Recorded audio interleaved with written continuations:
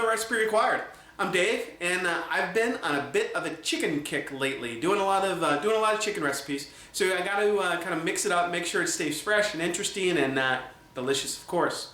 What I'm going to do for you tonight is a chicken marsala, which is a pretty classic, traditional dish. We're going to have some mushrooms in there sautéed off until they are golden brown and delicious, and then some Marsala wine to make a wonderful sauce.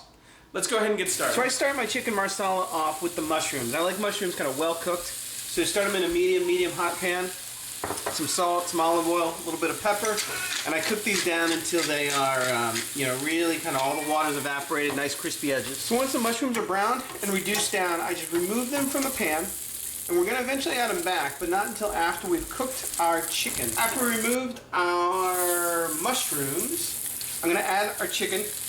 And actually my pan looks just a touch dry, so I'm going to add a little bit more oil. Good hot pan, we want to sear the chicken.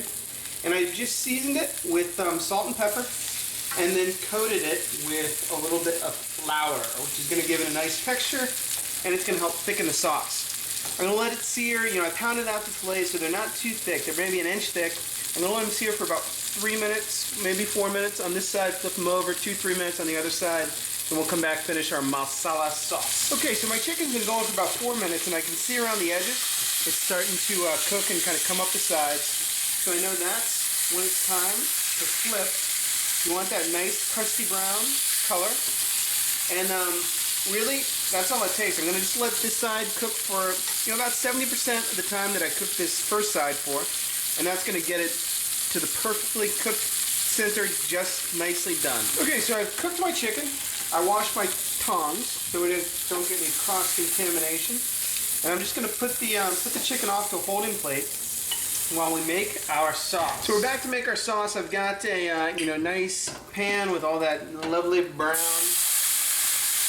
goo down at the bottom. Not goo, I guess. Crispy golden bits. How about that? We're going to add in our Marsala wine.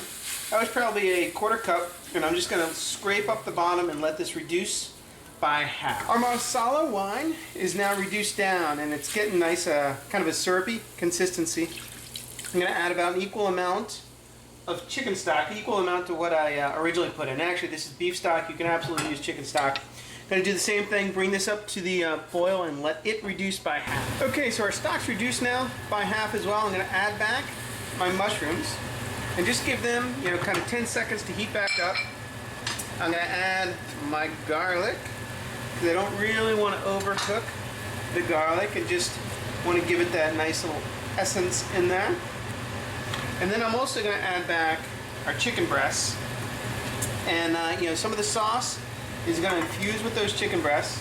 And then some of the flour will come off the breasts as well and help thicken up that sauce just a little bit. Okay, so after just a minute, we're going to finish our sauce with a little knob of butter there.